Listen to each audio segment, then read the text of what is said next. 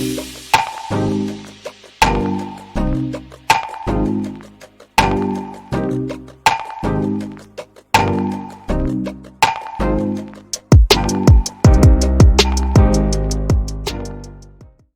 back aboard Blurred Force One with your boy Mo, and this is the Supercast. The Supercast where we talk about all things superhero in our pop culture media, and that's movies, TV shows, video games. We talk about the news, do some speculation, all that good and nerdy stuff. And before we get into the podcast, stay, do me a favor and get down there, hit like on this video, or if you're listening on a podcasting platform, leave a review, 5 stars if that's what you think I deserve. Well, you know, whatever makes sense to you. And joining me once again this week, just joining the lineup, if you will, Corey Roy from the Geek Spot TV. Thanks for joining me, Corey. How you doing this week? And what you been doing that's nerdy?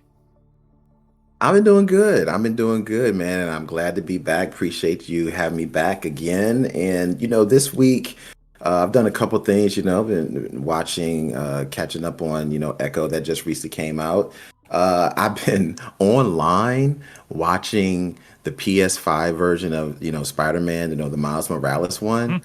So it's just so good that I went back and started playing the Spider-Man on the PS4, the first one, this week. So I've really been enjoying doing that, and as always, I'm always trying to get my game on NBA 2K24. So that's what I've been doing this week. Oh, you play the sports games. Those are like my kryptonite. Ever since I was trash at like Joe Madden, Joe Montana back on the Sega Genesis. I've never won it. I'm like, man, screw that. But yeah, you know what? And I meant to ask you last week, but my nerdy stuff this week has been, I've been playing Hi-Fi Rush again, of course, watching things. Watching Percy Jackson and things like that. But I gotta say something somewhat non-nerdy. I have been fixated on the Cat Williams thing all week. Like on not just I've listened to the interview a couple times. If y'all don't know, nerds, Take a knee. That's sports terms for you nerds. So to just chill out for a minute, okay?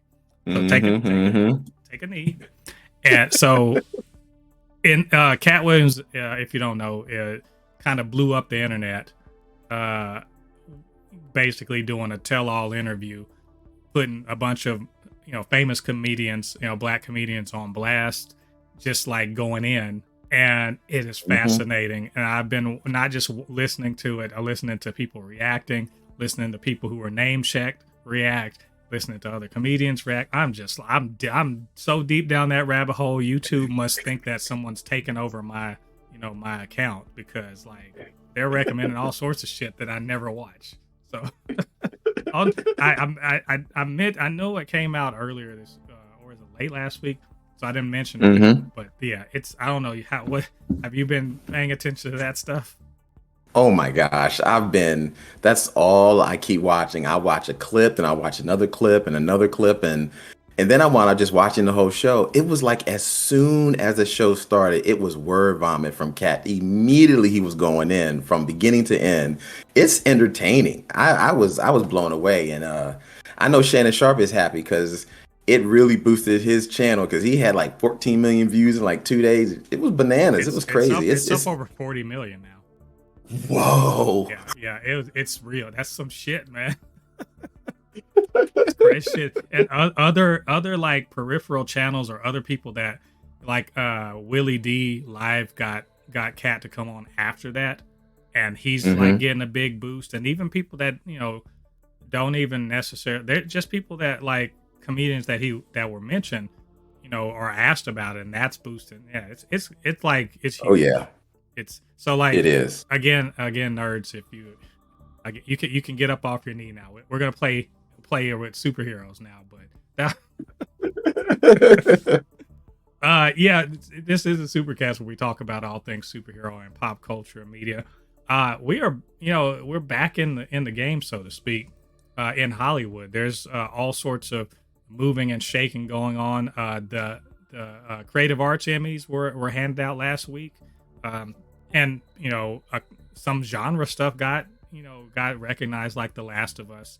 A bunch of things were awarded there, but also the regular Emmys are coming up, and the Golden Globes were last week and everything. So a lot of stuff's going on in Hollywood, and a lot of moving and shaking going on with superhero stuff. So we got plenty of news to talk about, a long list, and it's a lot. Like, we're going to talk about a couple of superhero properties that won Emmys in the Creative Arts Emmys.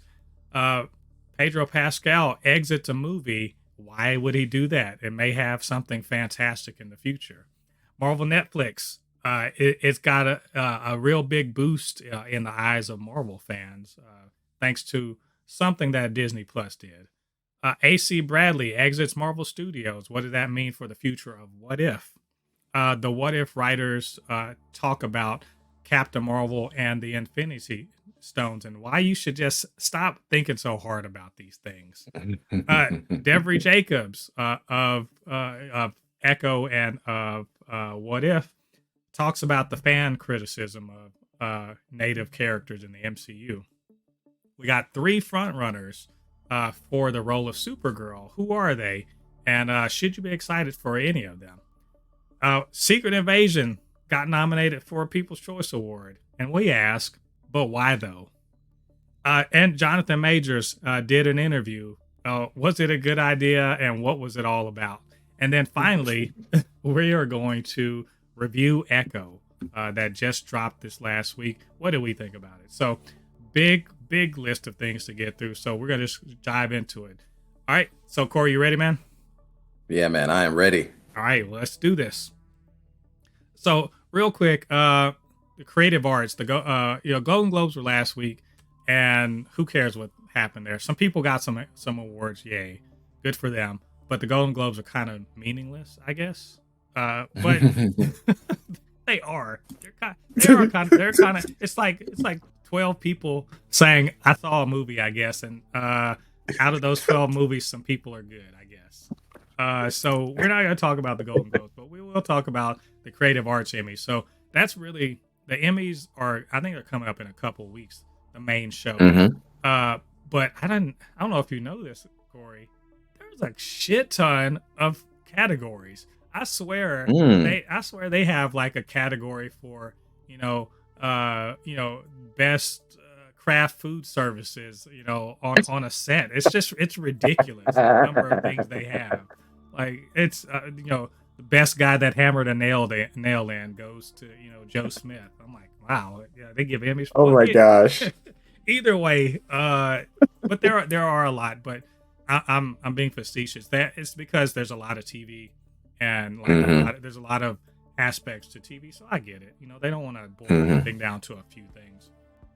Yeah, I get that. So you got to ask, Mo, why are you talking about any of this? Well, a couple superhero properties did get some Emmys out of all the, however hundreds of Emmys they were giving out. So I wanted to recognize them. So The Boys won for an outstanding stunt coordination for a drama series, limited or anthology series, or movie. And Miss Marvel won for outstanding motion design, which I wish I knew what the hell that meant. I was thinking the same thing. I wish I knew what that meant. I'm going to say maybe it was for the opening credits or something. I don't know. Maybe. Look, the point is they won. One of my favorite Marvel shows won. So good for them. But The Boys was the one I really kind of wanted to highlight. Outstanding stunt coordination. So drama series, limited or anthology series, or movie. That covers everything basically. A TV movie, drama series, or limited or anthology series. And I say that's well deserved. I don't know, Corey. I know you love The Boys. Oh my gosh. Are you surprised by this? By this win? No, not at all. I'm actually glad that they did win because The Boys is great. And finally it is really good to know that they're getting recognized. I mean, as far as the stunt coordination, I can see that because we see the main characters playing these villains or heroes, but it's one of the best things about The Boys is the action, how they make it look really real. I'm saying how they make it look real. It's because of the stunt coordination, and those guys are really doing a fantastic job making it look good. And I'm glad they won. Hell yeah, and they should win every year The Boys comes out. Yeah, that I really was pretty blown away by a lot of the action from last season. Oh my Uh, gosh, yes. yeah, especially like the fights with where Butcher and Soldier Boy Yeah, and Huey and were Soldier Boy. and they Oh were my gosh, they were yes. beating on uh, Homelander. Homelander. Yeah, it's so yeah, absolutely. Oh, and the Maeve bit where they were fighting. So that was pretty Yes. dope. Good for them though. Hmm. Absolutely. I want them to recognize them for the the acting too. That'd be great too. But well, we'll take it. We will take it. Yeah, we'll take it. Yeah. So good. Good for them. Congratulations to the boys and to Miss Marvel for whatever that thing is that they won for. I know. What is that? I don't know, but we'll take it. Yeah. So we'll take our trophy and go on. Right, right. Uh, so Pedro Pascal, the internet's daddy. He. If you got a vulnerable young person that needs to get from point A to point B, he's your man. So Pedro Pascal, it was announced that he was going to be in this movie. I forget what's it called, not war games, weapons or something like Weapons? that. Yeah, Yes, weapons. but he has exited the movie for unspoken reasons. But Jeff Snyder, who's an Snyder, that's Hmm. actually the name of his site, the N Snyder. He talks about scoops and whatever, and he says Hmm. it's because he's clearing his schedule for Fantastic Four in the fall. Um, all right. Here's the thing. We Hmm. all, I feel like everyone, quote, knows that he's going to be Reed Richards. Hmm. They just don't want to, they're not talking about it. So I think that the ink is not dry on those contracts. Hmm. I don't think Really? I don't think the ink is dry on those contracts just yet. But him clearing his schedule Yeah, is a good sign. I don't know, Corey. Do you think that I can agree with that. you think he really is going to be Mr. Fantastic? You said something that made me think like, maybe the ink is not dry, but the needle is moving in the right direction. The fact that he did clear his schedule. I mean, I'm just going to go ahead and call it. We can just go ahead and say it. He's going to be Mr. Fantastic. He's going to be Reed Richards. And if he chose to leave a movie and film Fantastic Four, I mean, it's a no-brainer. You're going to film Fantastic Four. That's where you're going to have to go. So I would have stopped filming Weapons too to film the Fantastic Four. So Yeah. I think really it's probably just the fine tuning of the contracts and the money or whatever they got to do. But I think he is clearly on board. And look, if Jeff Snyder said it, then it's probably going to happen. Yeah. I mean, the thing is that this has been we've been talking about this. Nerds have been talking about this. God, for the better part of 4 or 5 months now. It's been. I mean, Hmm. it's been a little while, but Yeah. we were just basically like, well, when are they going to announce it after the strike is over? And we just Right. haven't had anything from it. So I don't know why Marvel's being cagey about this. They're But probably going to wait until like Comic-Con or something and bring everybody out. yeah, it's. I mean, I wish they would just get on with it. Like it's just like this. It's like it's an open secret. It's like your uncle's Hmm. second family. You like everyone knows about them. They just don't. They just don't know why they're not talking about it. As if that ain't your cousin. Like okay, all right. But you know what? We are gonna keep our ears to the ground, and if we find out more, and if they ever actually confirm this, we'll let you guys know all about it. So Marvel fans worldwide rejoiced, or at least the ones that are just like so into the Marvel Netflix shows, they rejoiced because Hmm. seemingly in conjunction with the release of Echo onto Disney Plus, they they made a change to the Marvel, the MCU timeline. So if you have Disney Plus, if you go on there, you can find a little playlist that basically is like the MCU in time or in chronological order. And if you go down there and scroll along there, you will find Daredevil, Jessica Jones, Luke Cage, Iron Fist, and the Defenders now on the official MCU timeline, which seems to kind of corroborate what Brad Winderbaum was saying about this a few weeks ago, which is that in his mind that this is all canon. And with Daredevil show and Kingpin both showing up in the Echo TV show, looks like they're saying all that stuff is real. So yeah, I mean, Corey, are you surprised and are you happy about this change? Well, first thing is Marvel's Netflix now becoming officially MCU canon. I'm like, yes, as it should be. I mean, because they were damn near teasing this for the past 3 or 4 years with Charlie Cox, like I said before, coming in She-Hulk and Far From Home.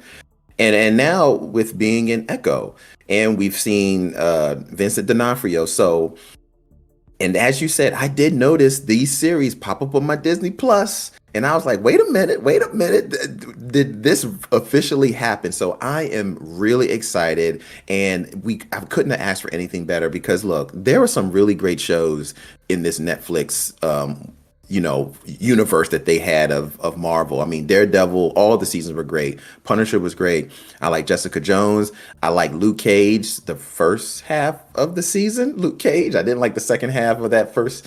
And we don't even talk about Iron Fist. But there's some really good stuff there, and I'm glad to know that these characters are now officially part of the MCU. What about you, Mo? Well, yeah, because now this gives me even more incentive to actually, go back and watch them. I've only ever seen the first season of Daredevil and like half of Jessica Jones, and like half of Iron Fist. So I literally that's my goal for this year is to work my way through all of those shows in preparation for Daredevil Reborn. So definitely watch all of the seasons of Daredevil 1, 2, and 3. Seasons 1 and 2 and Punisher are great.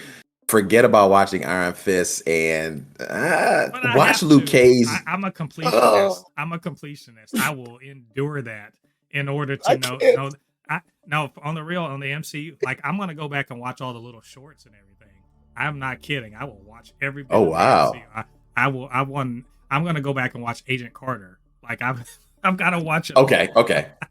I've watched Agent Carter. I did too. All 2 seasons. I did this. I did it too. So yeah, I feel you, Mo. I feel you on that. Yeah, I'm not surprised by this. This is, to be honest, this has been in the works for years now. The only reason why those weren't canon to the MCU up till now was Kevin Feige said, Marvel TV isn't real, and he said Marvel TV isn't real because Ike Perlmutter was the guy in charge of Marvel TV, and fuck that guy. Like they do. First of all, in real life, that guy sucks. But like, also he sucked and was the reason that Feige almost left Marvel Studios. So, my gosh, really? Yep. Real talk. Hey, me and my my friend Lottie, we talked about it on this show probably a year ago when some of that stuff came out about it, and it's like it real Perlmutter. So like if you look it up, that guy sucks. And he almost got Feige to leave Marvel. Oh gosh, what? Oh my gosh. So, but now that he's gone and Feige got the whole kingdom, we can start rectifying some of this situation. But they're never going to get one thing they're not going to do: Agents of Shield. So, well. Yeah. Oh well. Yeah. Except what? Yeah. Agents of Shield. I don't know about that. No, they're like, no, Coulson's dead. It's just get out of here. Thank you, Marvel, for making that clear for everyone. Yes, thank you. So, some unfortunate news for Marvel Studios. AC Bradley, the creator of What If, writer, and she also wrote on Miss Marvel. So, you know, she's so high in my opinion, just because of that. But she's is exiting Marvel Studios. I'm assuming for greener pastures. After delivering just really a stellar second season of What If, I have to say. And I really, the main reason why I want to talk about this was really to just, you know, give the flowers to AC Bradley, because I know a lot of people were like, oh, What If season one's not that good. I don't fuck that. What If season one was great, and what if season two was better? And again, she wrote 2 episodes of Miss Marvel, which is my favorite of the Marvel TV shows. So basically, this woman's awesome. I want to know what she's gonna go do, because like she's delivered entertainment that I love. So Corey, I know you like What If. So what do you think? I do. I mean, you know, What If is just so good. I mean, it's just so good, and I really enjoyed season 1. Couldn't wait for season 2. Man, season 2 came out. Every freaking episode built on the next one. It was even better than season 1, and to know that she wrote, you know, some episodes of Miss Marvel, I really love that series. I do hope she's going for greener pastures. I mean, they're not really saying why she left. I do hope it was that they left on good terms. I'm excited to give her flowers, because she very well deserves it. And wherever she's going to kill it there. Now that I've seen the trailer for season 3, because they've already teased that up, that there is a season 3, with her not being there, I'm a tad bit worried. But I don't know how much she's worked on season 3 before her departure. So hopefully she completed season 3 or finished that before she left, or at least worked on somewhat of it. So that's what I'm hoping. But but What If is just so good. I hate to see her go. Yeah. Well, I feel like she did work on season 3, mainly because she's a writer and showrunner. So I mean, most of it is just getting the scripts and getting that all done, and everything else is just kind of taken care of, you know, later on. Right. That's because of animation having to be done. So I feel like her did you see that trailer? Yeah, I did, and that apparently that's a scene from an episode that should have been in this season, but like for time or whatever, that's the reason why we didn't get it. Wow. Yeah. So I mean, maybe, but they are looking for a new showrunner and everything.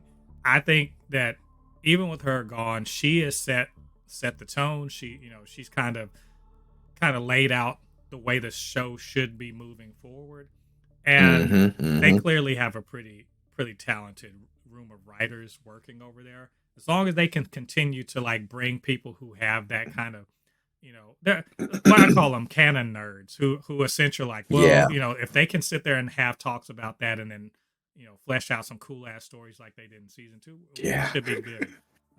Because I think she laid the roadmap pretty well. But I agree. Best of luck to AC Bradley and future thing, and thanks for just making cool ass shit for us. That's all I want. So, so hopefully she's gonna land somewhere and do even cooler things. Maybe even DC. I know. I hope so. I'm saying DC, but you know, who knows? We'll see. Well, you know, DC's always great with their cartoon, you know, canon and materials. I mean, I'm sure she'll land there. You know, but I think you're right. What If is in good hands? I mean, you can really tell from so many people working on that project, they really care about that. You can tell by the way season 2 was. They got a group of people that are entrenched with making sure that this thing is done right. So I think she's laid out the runway, and it's all good. Yeah. And you know what? Speaking of the What If writers, I don't know if you saw this. Nerds on the internet sometimes, as I like to say, this is why we got stuffed in lockers and got our lunch money taken. Just silly shit like. Which to be fair, this is the sort of thing that nerds talk about. So you know, I'm not gonna be too bad about it. Right. So in the season finale of What If, Captain Carter gets the okie doke pulled on her by Strange Supreme, because he's a dick, and you know he's ready to just about murder everybody, and then thanks to the help of Corey, she gets the Infinity Armor from what's his name from Killmonger. Yeah, Killmonger. She gets the Infinity Armor from season 1, and then proceeds to like use it to put SmackDown. So nerds on the internet were like, instead of watching the episode and being like, this is dope, awesome, what great action, they immediately paused it and got on Twitter or whatever and started typing furiously. See also comic book guy from The Simpsons. And I can just hear him clacking away at it. Like, this doesn't make any sense. If Thanos died, almost died from using it, and if the Hulk almost died, and if Tony Stark died from using it, how could she use a whole armor with it? It doesn't make any sense. And then I'm sure they said some shit about wokeness or whatever. It's just absolutely boring ass stupid nerd shit. But the point, but it was enough of a thing where the writers were like, the writers did one of my favorite things, which is, well, actually, and then they started to explain. They did the well, actually. They said, well, actually, if you paid attention, bam, that's if in a nerd fight, that's a nut shot.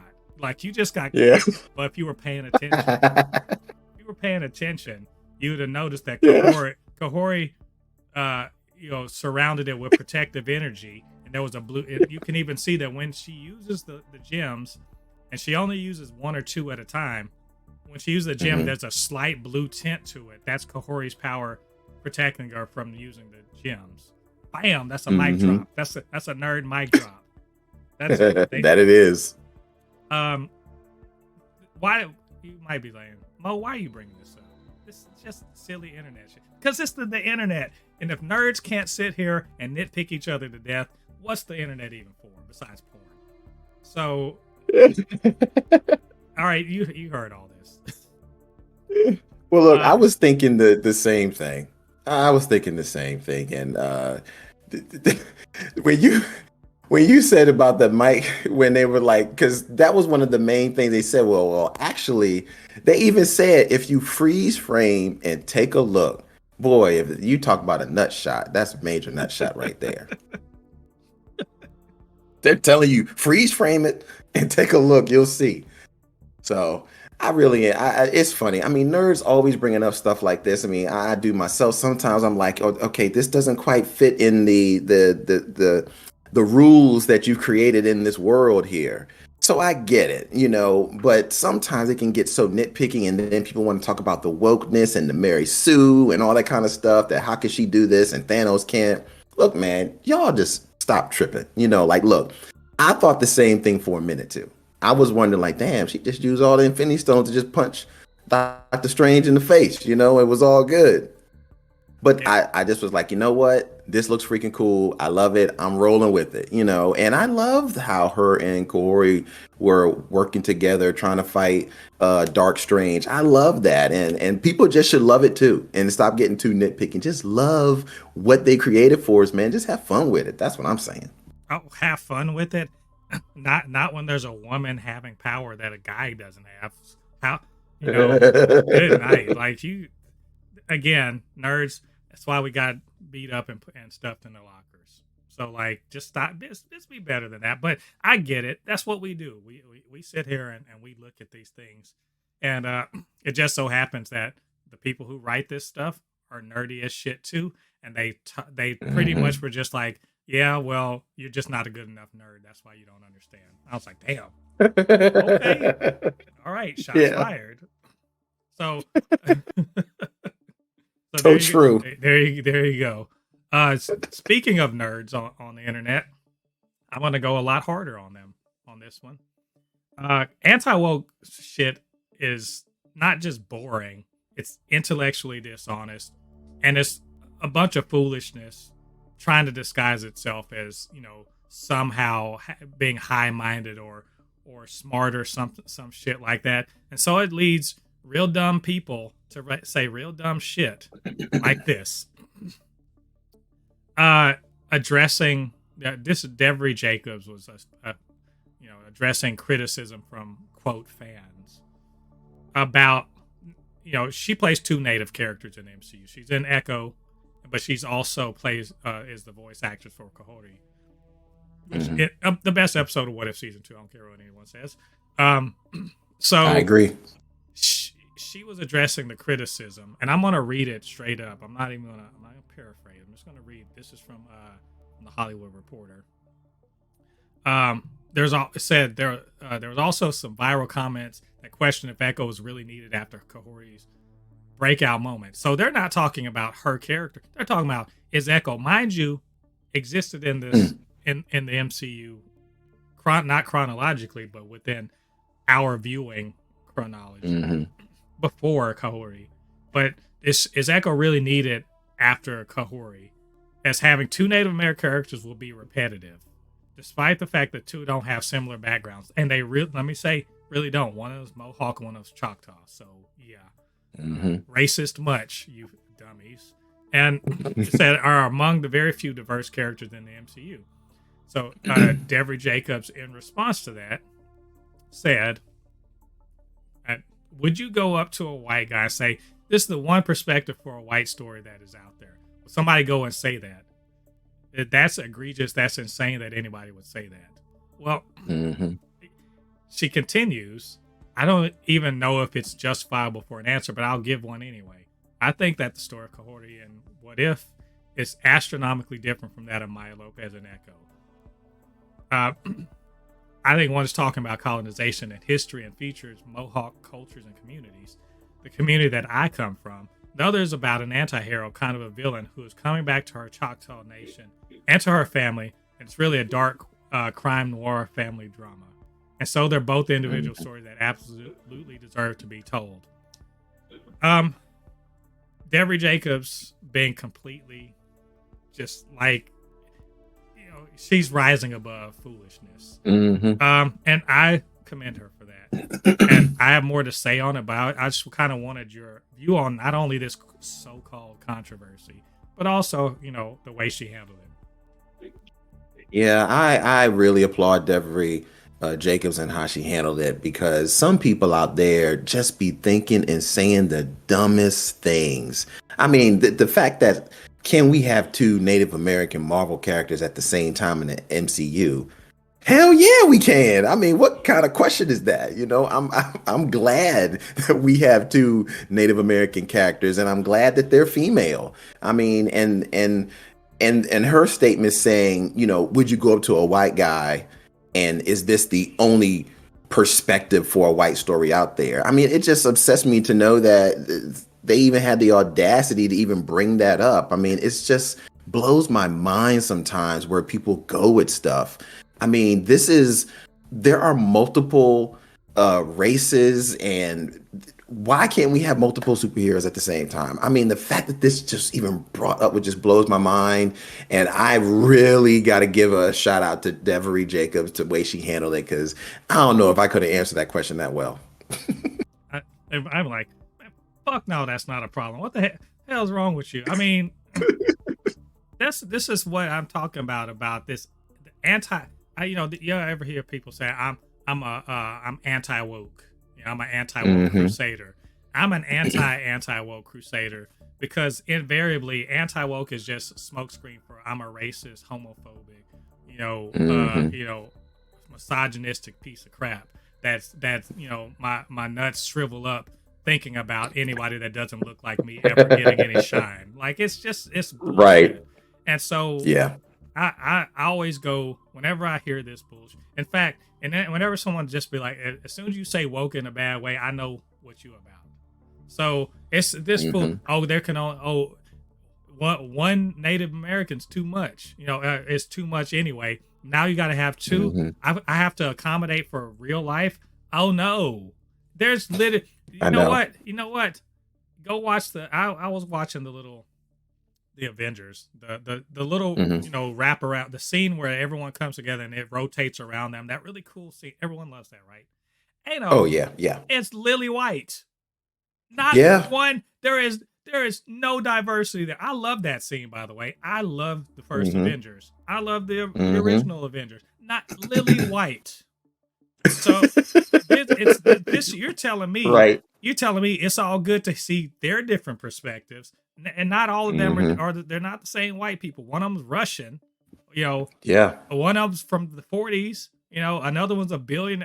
They're all, but two Native American characters separated by universes. Mm-hmm. Right? Not even in the same universe. One is in a completely different universe, and they're separated by time, because one was from hundreds of years ago, and the other one's is current. But that's too much. Too many brown people. I'm scared. That's bitch made bullshit.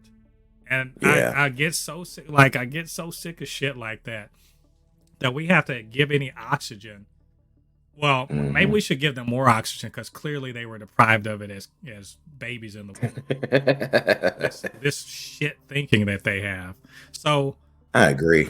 All I have to say beyond that is die mad bitches. We got two natives in here. They kick ass. You can call them Mary Sue's all you want. Whatever the fuck. Cry and die mad, bad, you salty bitch. That's my response to that. And also Devery Jacobs, class act. And she absolutely, she continues to be a talent that I have a close eye on, because man, she brings it. And she's got a lot of, she writes and everything like that. She's a writer. She's going to be directed. She directed an episode of TV last season, and her last season of Reservation Dogs. She's super talented. Can't wait to see what she does after this. So yeah. Anyway, moving on from that. We got some news this week. Very good news, in fact. News that I think if you are a nerd that likes DC Comics, you should be, you should just be like, clapping your hands, just waiting in anticipation for news, because we found out that they shortlisted the actors who are going to be Supergirl. And there are, maybe you know them, maybe you don't know them, but the point is we're getting close. I love this. Love it. Yeah. So yeah, they're talking about doing screen tests for these young ladies, and they are young ladies, by the way. I think if they're in their early 20s, maybe. So the names in question are Amelia Alcock, Amelia Jones, and Meg Donnelly. And I had to look up Meg Donnelly to know what the hell she'd done. I knew Amelia Alcock because I liked House of the Dragon, and Amelia Jones because she was in what's Lock and Key, which is a show that I really liked from a few years ago on Netflix, and she's quite good in it, actually. And wouldn't you know, hey, anti-woke crusaders, you'll be happy to know they're all white, so you'll be you can. They're still women though, so like you may, maybe something there. There's something there. They're women, but they're all white, so you'll be okay. But yes, so we got this news. They're going to be screen testing. Hopefully, we'll be finding out fairly soon about who's going to get the role ultimately. But Corey, I just kind of wanted to get your take on this and your hopes for this character and for what James Gunn, or I guess he's not going to be writing it, but he's spearheading the DC universe, and what you think, how you think he's going to utilize them. James Gunn is like the Kevin Feige of Marvel, so he's the Kevin Feige of DC. So, I'm really excited about it. I know this is a passion project of his that he's really excited about, Supergirl Woman of Tomorrow. I do know that this is based off Tom King's comic in 2022. I've read a little bit of that comic, but enough to know that if James Gunn is going to do this, he's going to make sure he gets the right actors. And I don't know any of these women other than Millie Alcock, and I hope I said her name right, because she was on the House of Dragons. So I know she's really good, but it's not what I think. When they do these casting calls and they're in those final stages of narrowing it down to the 3, they're going to figure out who is the best one to play this role. And if anybody's going to figure out the right one, James Gunn will. So I'm really excited about it. And finally, we'll get Supergirl that we've been wanting. We got Supergirl in The Flash, but unfortunately we won't see her again, which really sucks because I really did like her version. I really did like her. but we won't see her. So I'm excited to see this version of Supergirl and see what James Gunn brings. Yeah, I'm gonna try not to be mad about Sasha Kaye. I know. No, I'm just gonna try to remember that. But I do, Millie Alcock. I liked her a lot in House of the Dragon. I really think she brought like all of her power to that role. And she ended up having to hand it off to another actor, but I think she did great. Amelia Jones, she was really good in Lock and Key. She was in a Oscar winning movie, Coda, and as far as I know, she's got the goods. But I only really know her for one role. Meg Donnelly, don't know anything about her except I probably could ask my daughter about it because she really liked. She was a star in the Disney Zombies movie, which is let me tell you, I'll tell you what it's about, and you may understand why I think she's the third in line here. It's about a town where people coexist with monsters, right? And then it's a high school little comedy drama, whatever. And the main character, I think it was just played by Meg Donnelly, is a cheerleader, and she has a love interest who's a zombie boy. Wow. Yeah, it's like I was like, definitely never watching that shit. You tried to trick me with zombies and vampires and stuff like that, right? But no, not in high school. I'm not. Shit ain't like Twilight for Disney Junior. Get out of here. No, thank you. So I think it's probably Millie Alcock's probably got the best chance at this, but we'll see. Yeah, we'll see. Because my understanding of Woman of Tomorrow is that it's a brutal ass comic. Like it's a lot harder edge than the one we're used to knowing. Yeah. So all of these young ladies they're going to have to bring a much different feel to it than you would think for like a Supergirl thing. And so Millie Alcock, she was in a movie, not a movie, a show where she did some hard edge things, right? She did some rough shit. So I'm gonna take it that maybe she's got a bit of an edge here. That's my pick. What do you think? I agree with that. I mean, I'm going to say that word again. She has already brought the gravitas that is needed for this role. I think she's number one. If it's hers to lose, because right now to me she's the front runner because she's already shown that she can do it, and they need somebody that can bring that gravitas, and she can do it. Agreed. So we're gonna keep an eye on this. We'll let you guys know what and who gets picked. So this was. I don't normally like to dunk on things that I've already dunked on.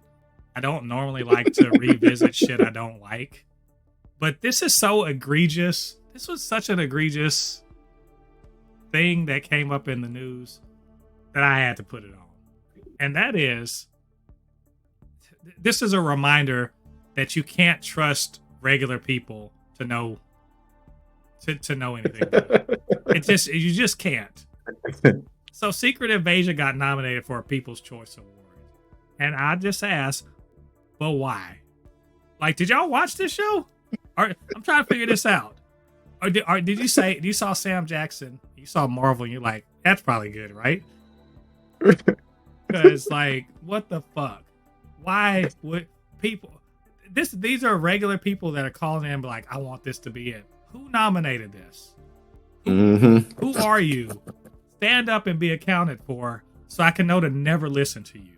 Jesus, what? Okay, I'm going to go in some more, but Corey, I want to step back and let you take a swing at this.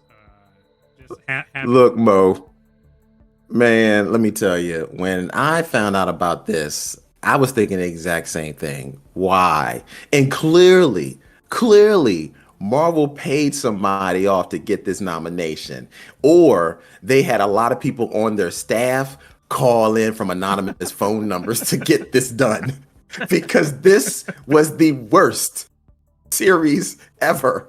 It should not have even been thought of being nominated. It is just that bad. Now, not shitting on Samuel Jackson. I mean, he's Sam Jackson. He's going to be great. but this show as a whole, garbage. Yeah. I figured, like maybe this was just they didn't know there was any other things to nominate or something. It's like for best science fiction show or something like that. I'm like, oh my bitch, gosh. Please. There are 25, 30, 45 different, science fiction shows better than that. It's name recognition. That's it. It's not about shit people have actually watched that's good.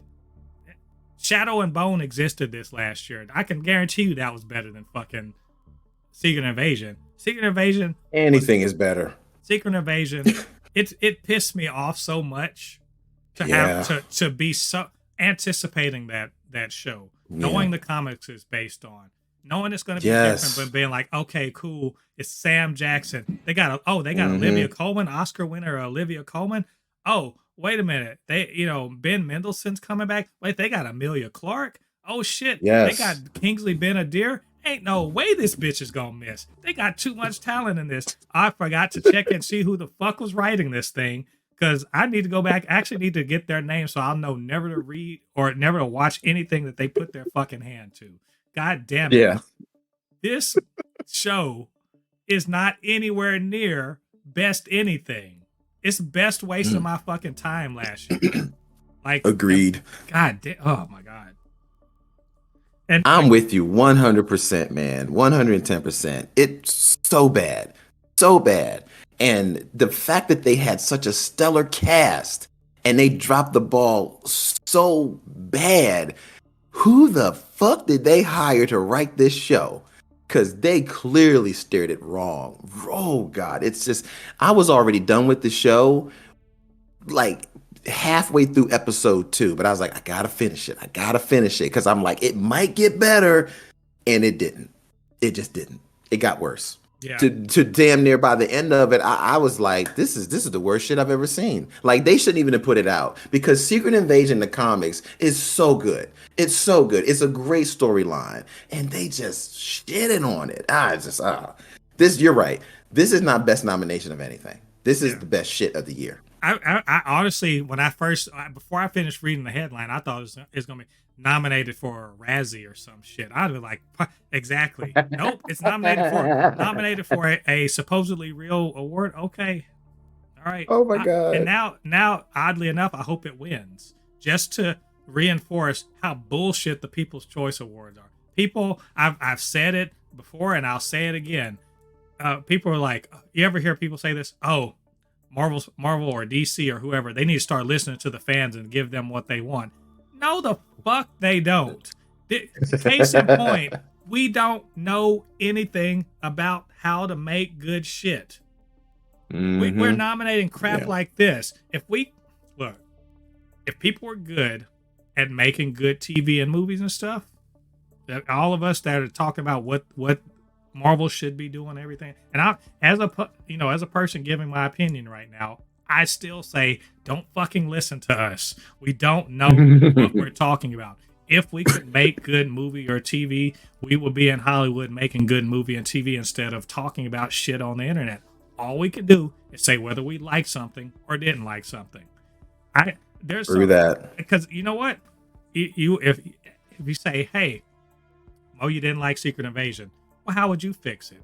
The fuck if I know? I probably wouldn't have made this thing.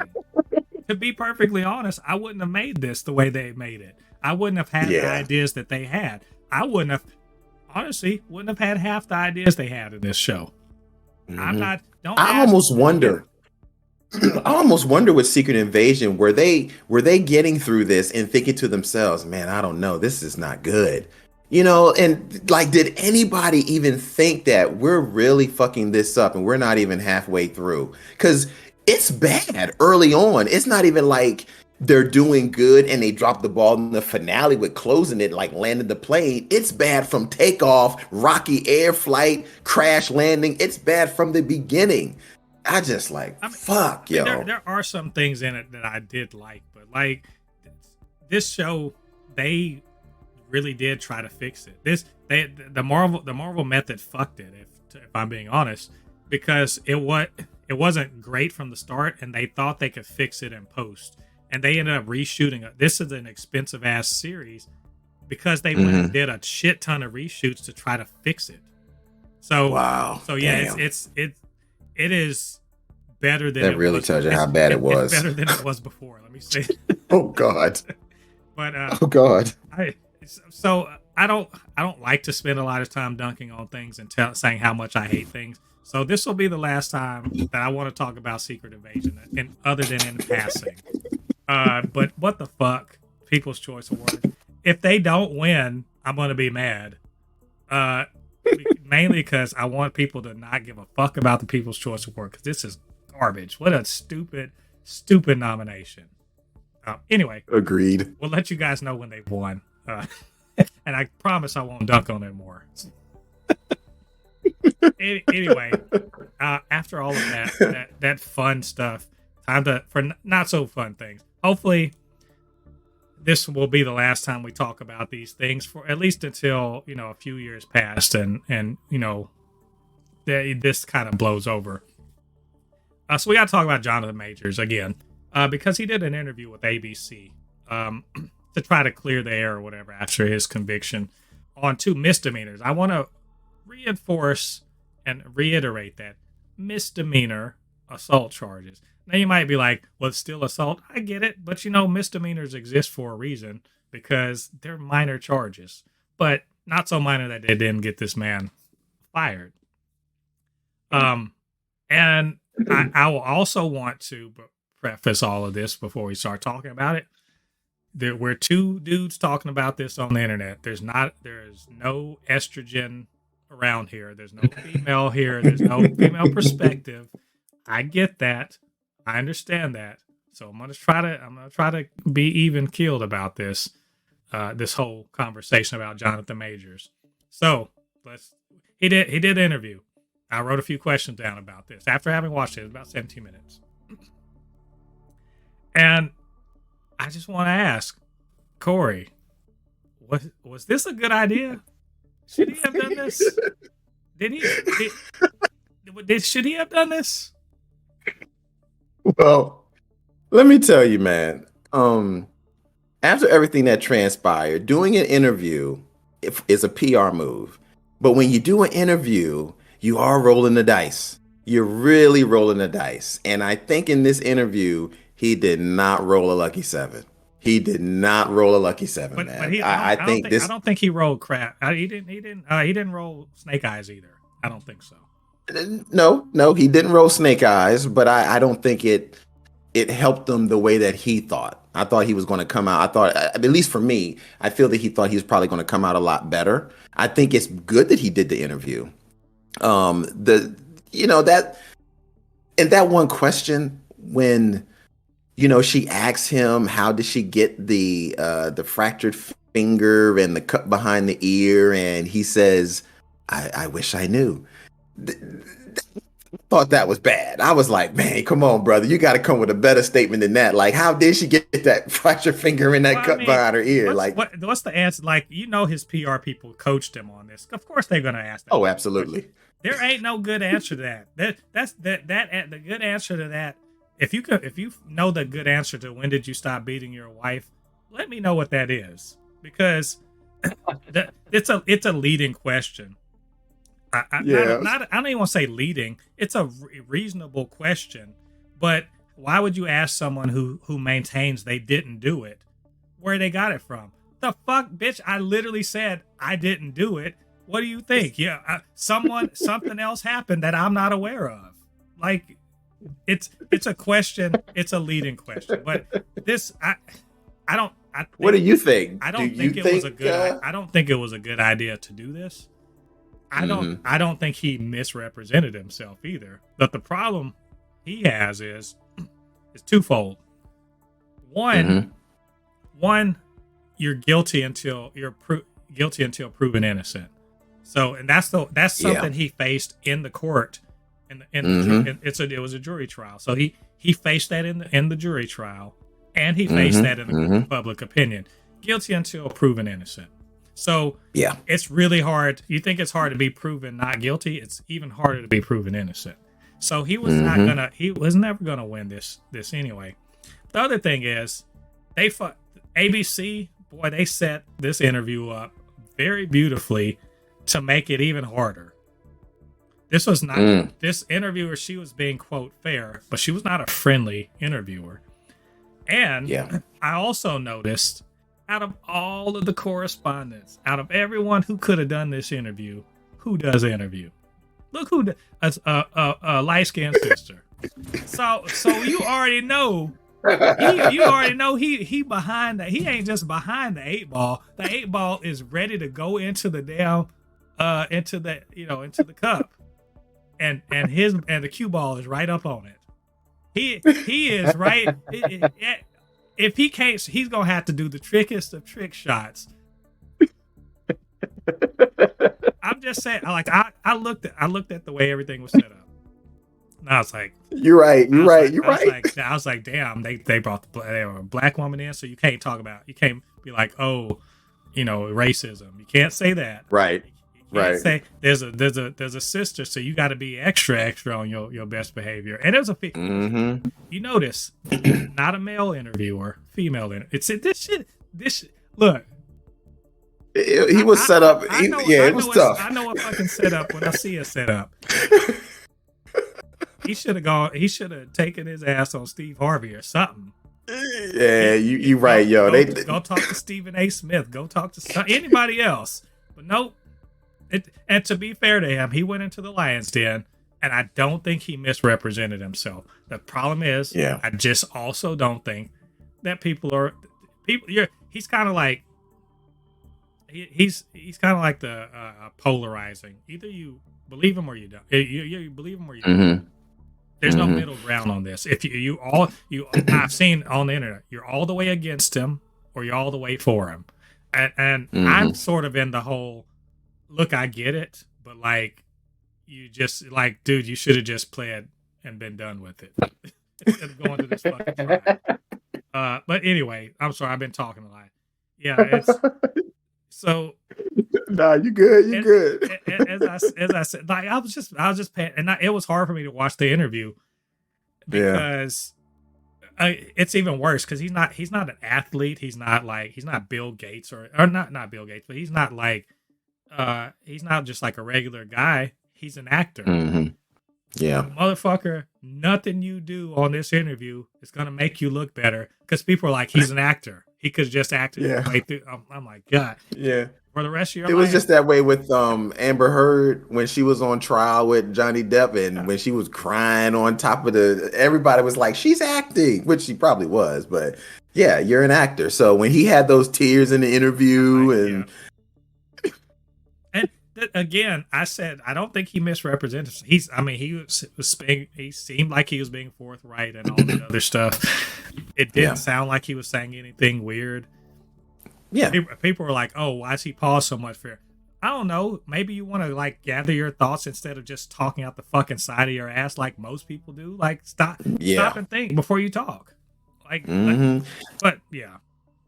And I'm with you, Mo. It's that I don't think he misrepresented himself at all. That's why I said he didn't roll a lucky 7, because I think he came in this one thinking he was going to knock it out the park.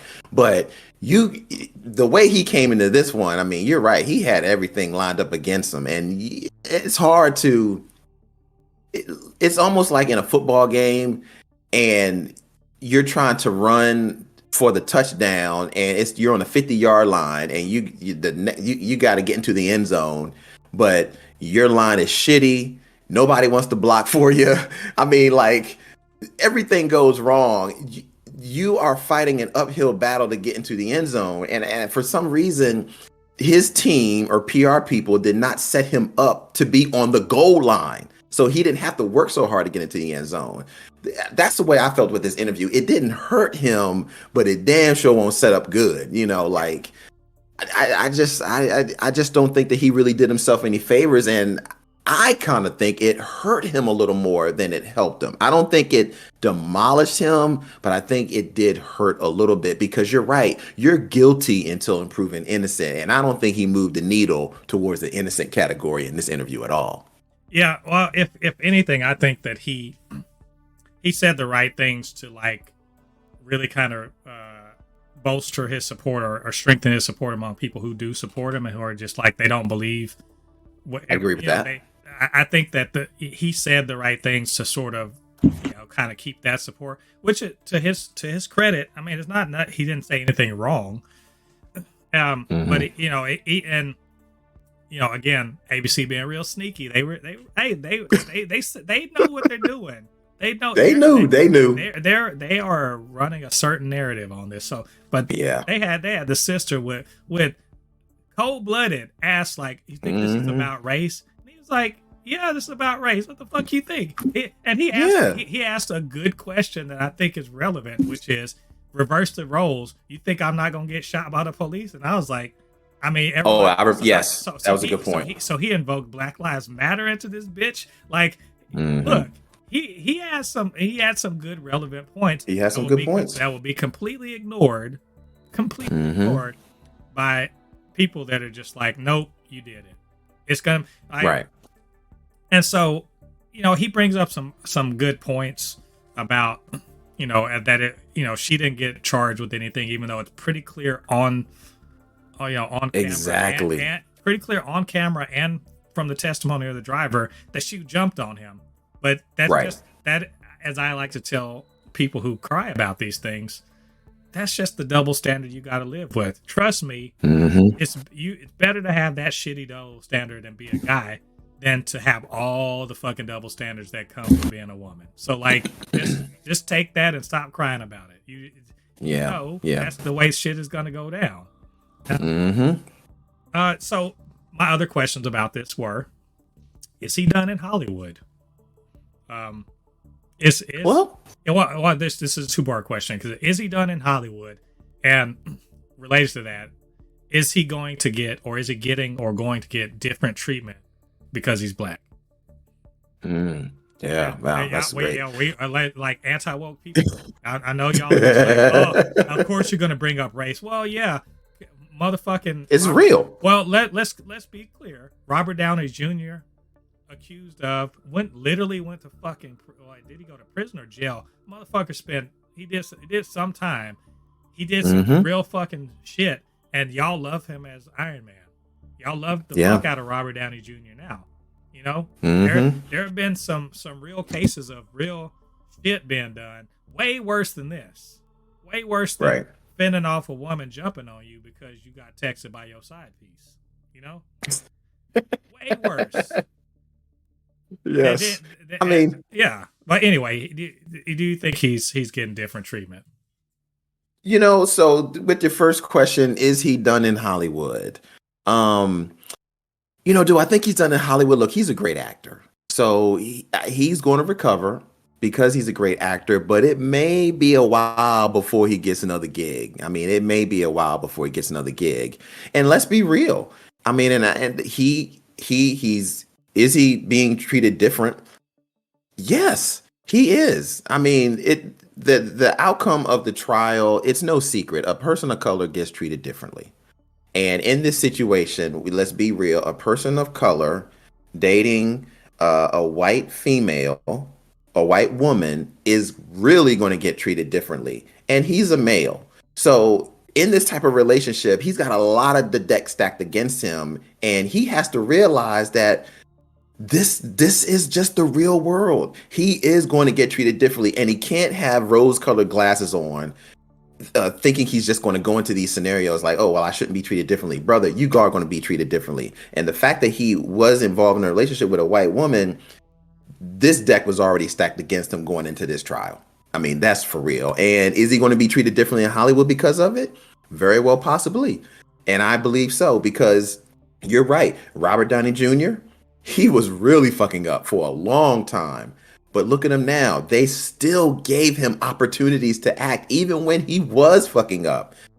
So we don't get that grace being a person of color. So I do feel that he's gonna get blackballed a little bit. But hopefully somebody out there will give him a shot. Yeah. And again, it's a misdemeanor. Yeah, it's some domestic violence stuff. I don't think that's gonna be enough to be like, nah, we can't have this guy. I also don't think he's gonna be like, God, I can't work. I guess I got to go work for Tyler Perry now. I don't think that's what's Oh going to happen. no. I think he's too good. That this is not a Yes. strong. This is not. Yes, even though it involves a white woman, it's not a strong enough case to keep him out. I think Right. he's gonna have to rest on his millions of dollars he has now. Kind of chill out for a few years. Go do some Mm-hmm. community theater. Go Mm-hmm. go go be seen going in and out of your therapist and all that other stuff. Just kind of do stuff like that. Get behind the scenes and then kind of come back in a few years.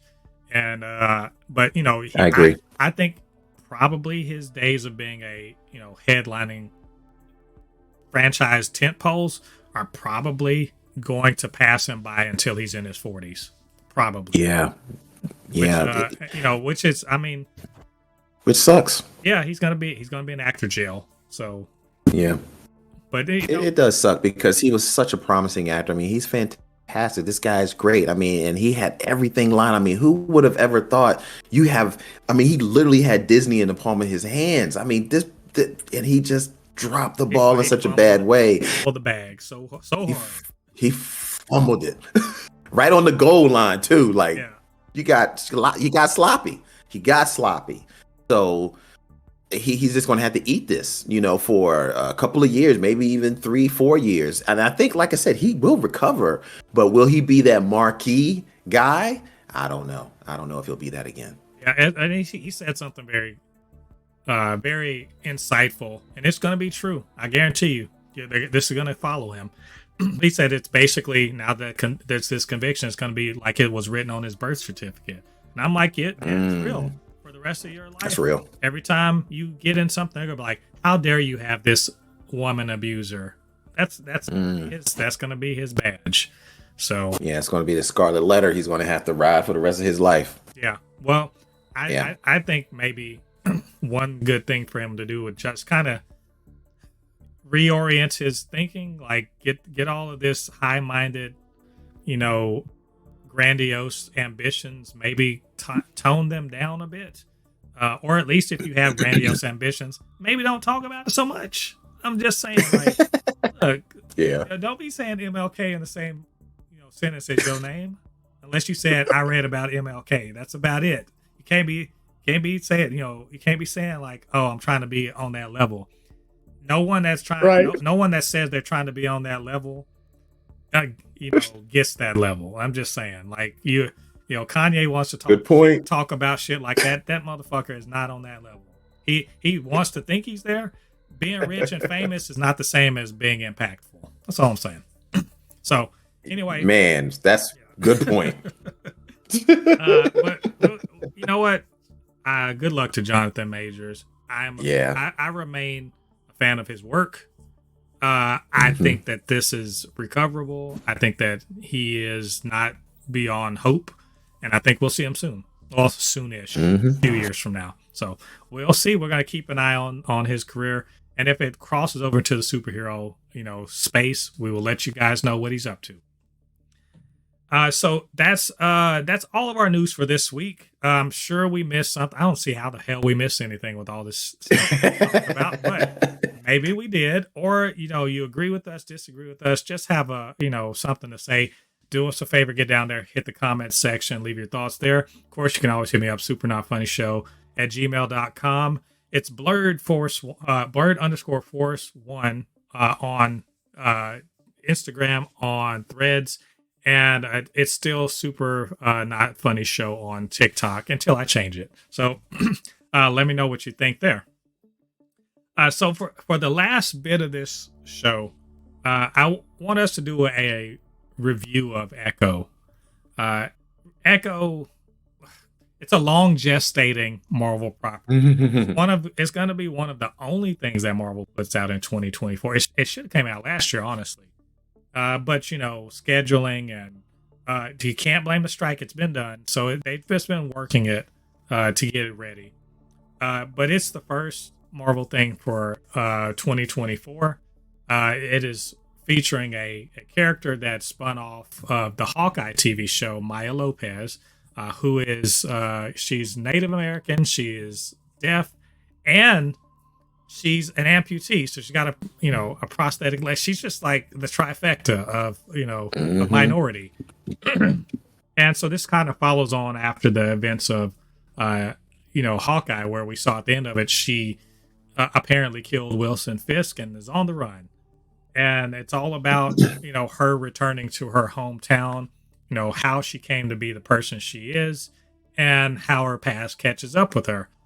Surprise, as Michael Corleone said, every time I try to get out, they keep pulling me back in. So, life of crime apparently doesn't pay like that. But either way, they dropped all 5 episodes, unlike any other Disney Plus thing, which makes you wonder, did they believe in this thing or not? Why are they just dropping them all at once? And after being plagued by a bunch of, I guess, production issues and rumors about how good or bad it was, it's a lot of stuff. So with that big old preamble, we both watched all 5 episodes this week. And so let's talk about this. Let's decide whether or not this was a good thing. So Corey, sir, you had your time with it. What are your thoughts? All right. Well, look, man. I like the series. I enjoyed it. I did enjoy it. But I did have some issues with it. But I'll just start with the things that I like, because I don't want people to think I'm shitting on this. I'm not shitting on it, but I did have some issues with it. Excuse me. I really like Alaqua Cox as Echo. Oh my God. I just really love her in this role. I love her physicality. I mean, she's a very physical performer. She fits and she is good that I even forget that she's deaf and an amputee. And her ability to make me believe that she can really kick somebody's ass. Oh yeah, I really believe that she can kick somebody's ass, because those action scenes are dynamic. They are dynamic, and she is doing one hell of a job. The action choreography is good. I really enjoy that. I really like Daredevil. The time that we did have with him. That fighting scene that she had with Daredevil in the beginning, I thought was fantastic. Let me see what else I like. Wilson Fisk. I mean, Vincent D'Onofrio. Look, he's the Kingpin. There ain't nobody else that can play him other than Kingpin. He's great. He's got this character locked down. There's nothing wrong with this character. But my negatives, out of all the positives, well, I do have some more positives. Let me go through the positives some more. I'm sorry. I really like the attention to detail for the deaf community. I like how every scene is either subtitled or they're doing sign language. And I really loved it when they switched from the audio to how we would hear from her perspective, where you could barely hear it. I really did love that transitioning of going back and forth. I really, really did like that. And I really like the fact that they really let us know and brought in the indigenous traditions, the heritage of, I really want to hope I'm saying this right, the Choctaw or Choctaw, I hope I'm saying that right, nation into this. And just letting us know who Maya Lopez really is and where does she come from, and the whole mysticism of all of that. I really did love that. So let's get to the issues that I had, and this is really the main issue that I have, is about the storytelling and the pacing and the editing. It just felt at times that there was so much more that needed to be told in between parts as it was going through the story, where it felt like by the end of this series, I felt that it felt a little incomplete to me, that there was still more story to tell there. So that's where I have my concerns with the pacing, the editing of the show. I think characters could have been fleshed out a little more. I think they really could have fleshed out all of that stuff with the indigenous women from the past, because when it was showing in the very beginning of this series, I was like, I don't understand what's going here. It wasn't as the show continued, it started to make more sense. But I think if they could have fleshed that more out in the beginning, it could have really helped with the pacing. So, but I love the show. I really did like it. But that part of the show, it did kind of bother me a little bit. But there you go. What are your thoughts? Well, I liked it. I didn't love it. I thought this is one of my things that I tend to be like, well, it was fine. And fine to me is not it's not really an aspersion. It's more like, hey, I enjoyed the time I spent with it. I don't think it's, like stellar. It did some things that were good. It did some things I didn't care that much for. I'm gonna quote myself from my Threads post about this when I finish it. So, it's I thought it was fine. The writing is my main problem with the show. When it's on, it's vivid and emotional and authentic. When it's off, it's generic and kind of dull. I found myself asking, would they really do that a few too many times? The mystical aspect was very cool, but it gets undercut a bit by a punchy finale. And the tone was all over the place, swerving between a serious crime thriller and a jokey Marvel caper. And I wanted a bit more from Alakwa Cox. So, and I'll add to that, Devery Jacobs, like, ridiculously underutilized in this show. Like, for real though. So, to all of those points, Alakwa Cox, it's probably part of the reason why I was just like, this is fine. I don't think she's a good actor. I think she's all right.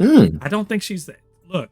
Oh wow! Okay. Towards the end of this series, towards the end of the 5 episodes, I think she really kind of got more of her footing under her.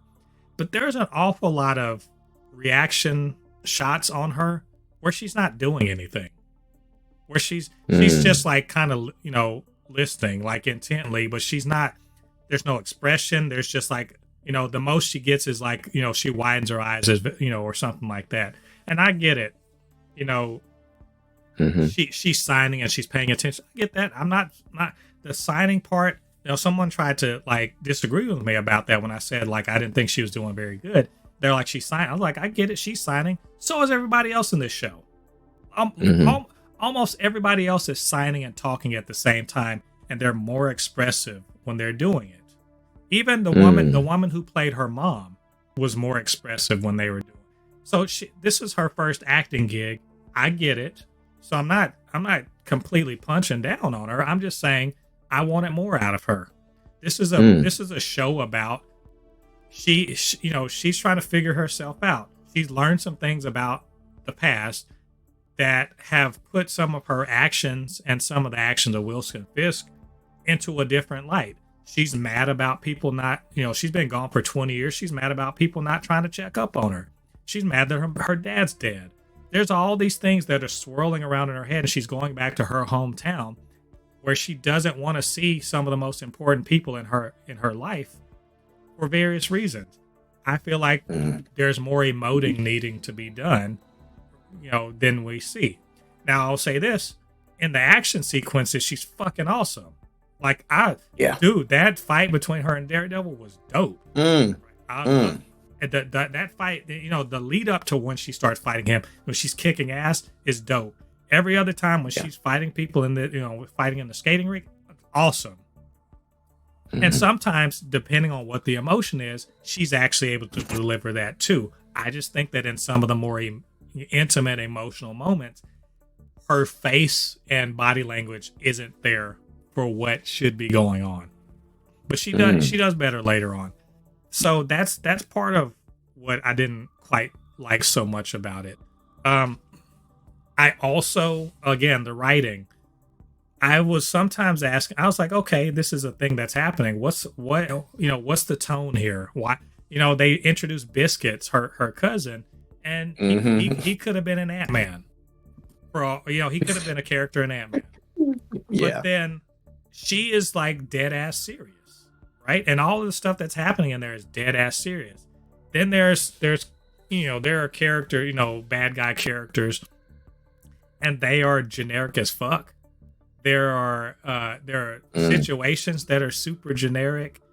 She's doing a lot of driving around on her motorcycle, going nowhere. Like you get what I'm saying? Like there's a lot of the show where I'm just like, well, why are you doing this? Or she's got this big plan and she executes it, and that's cool. Part where there's this big plan, she to strike back at her enemies. Cool. All right. But then when the blowback comes, I'm like, well, no one's really that, this seems to be a very, considering what you did, that's a very low stakes, kind of response to some real shit you just did. So I felt there was danger, but it wasn't real. Just a lot of stuff like that going on in it. You make great points. Yeah, but what I did, like I said, sometimes it was quite dull. Also, I think, the writers or, and even the directors, I'm going to take fault on this one particular bit. So there's a part, I think in the third episode, where she is sort of seeing flashbacks, or we're seeing flashbacks of her ancestors, right? And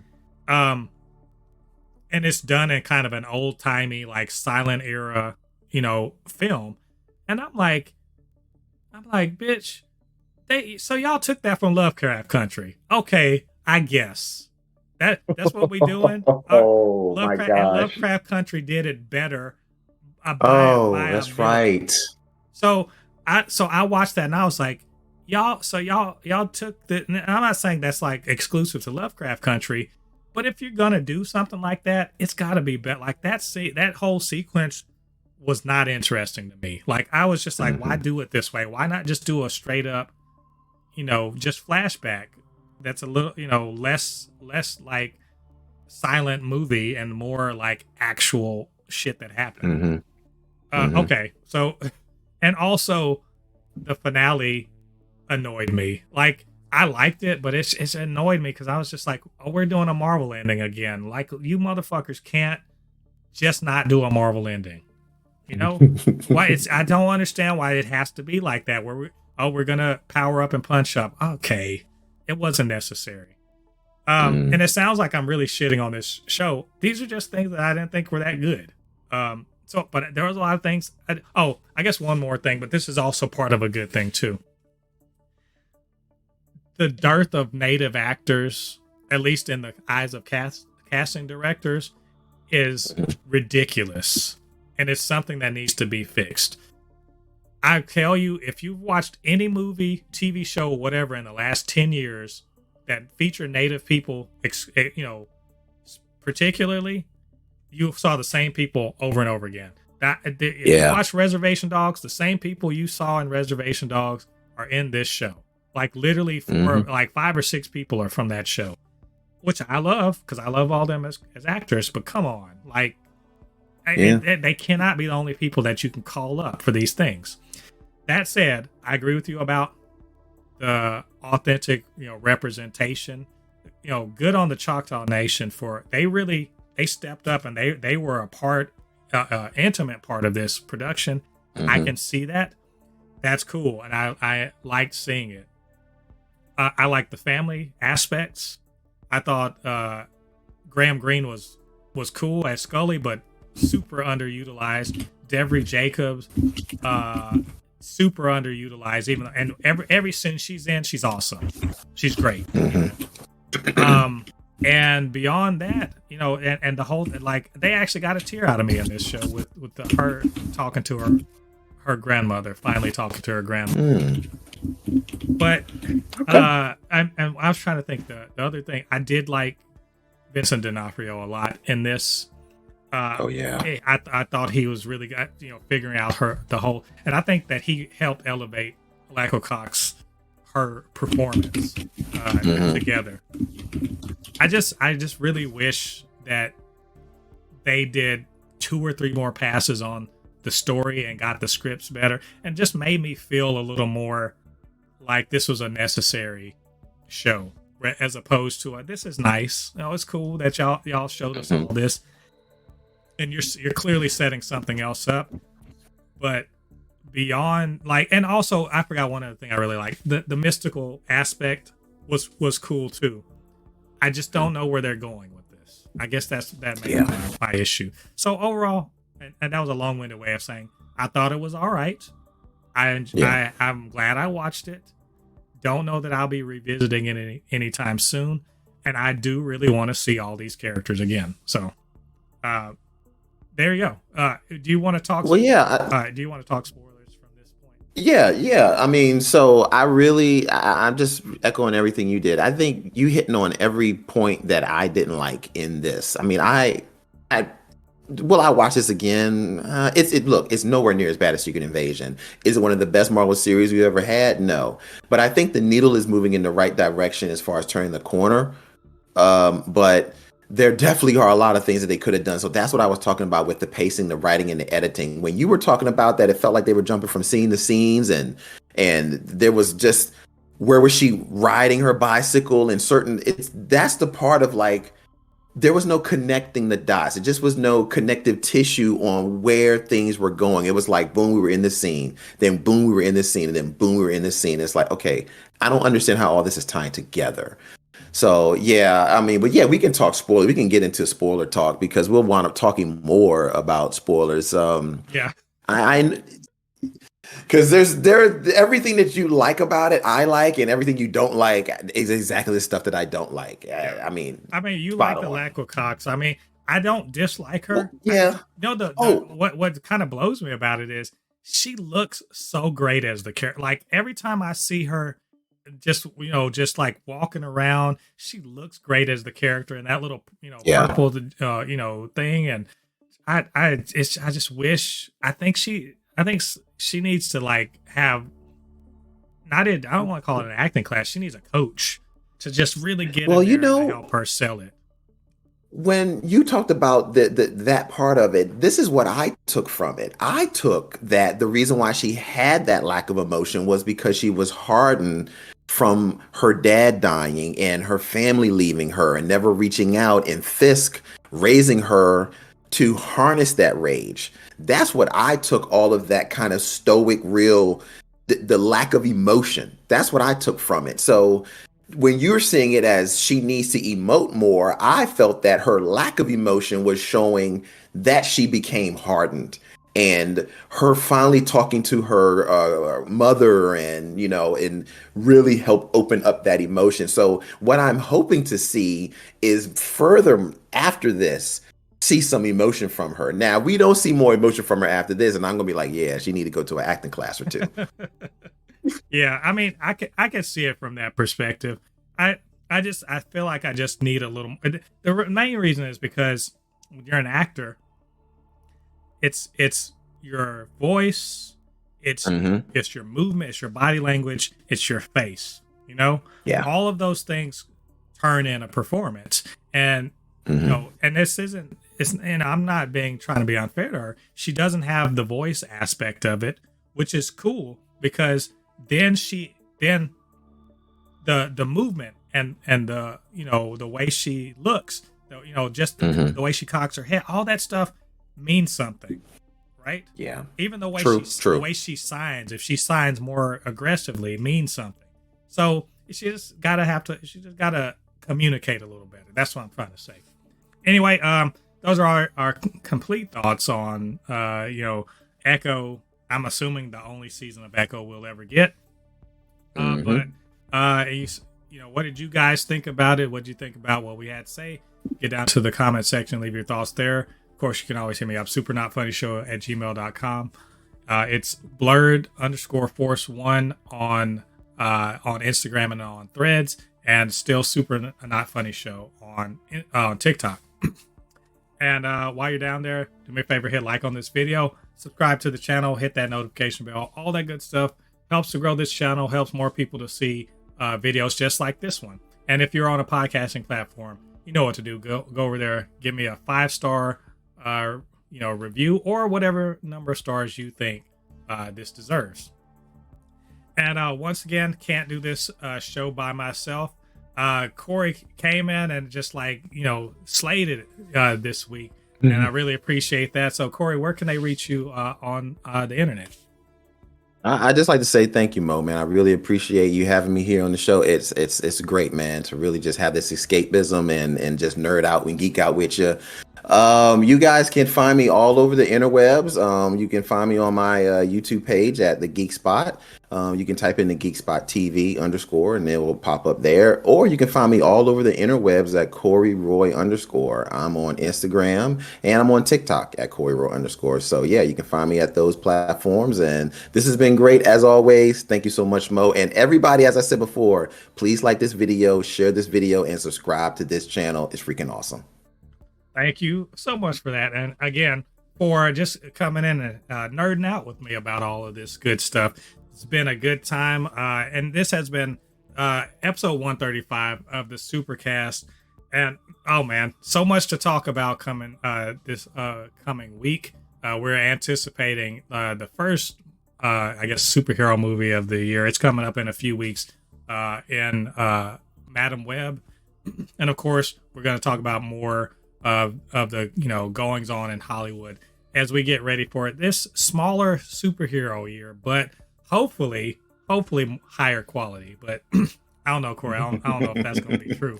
But you know what? Hope springs eternal. We maybe it'll happen. So either way, but we will talk about all of that stuff next week. Until then, I've been Mo, your commenter extraordinaire on all things pop culture, joined by my good friend Corey. And we'll see you guys on the other side of the thread. Peace.